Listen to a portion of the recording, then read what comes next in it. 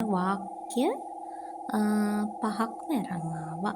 ප්‍රශ්න අහන වාක්‍ය පහක්ම මෙතන තියෙනවා. අපි බලමු මේ කොහොමද මේ වාක්‍යය අපි නිර්මාණය කරන්න කියලා. පළවෙනි වාක්‍යය කුමන ආකාරයෙන්ද? කොහොමද මේක ලියන්නේ? කුමන ආකාරයෙන්ද කිව්වහම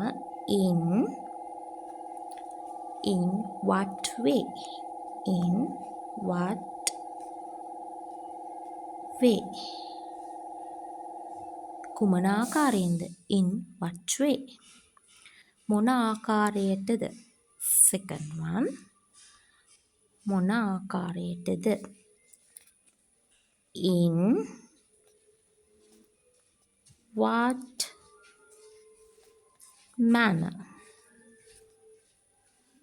in what manner? හරිද? කුමන අරමුණක් සඳහාද? ඒක කොහොමද කියන්නේ? කුමන අරමුණක් සඳහාද? for what purpose?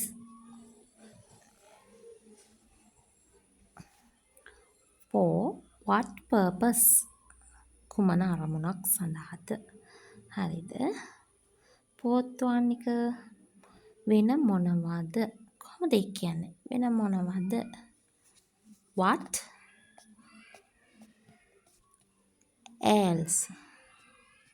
what else? fifth one වෙන කොහෙද? where else? where else? වෙන කොහෙද?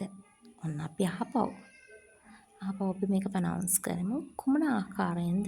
in what way? මොන ආකාරයට? in what manner? කුමන අරමුණක් සඳහාද? for what purpose? වෙන මොනවද? what else? වෙන කොහෙද? where else? හරිනේ.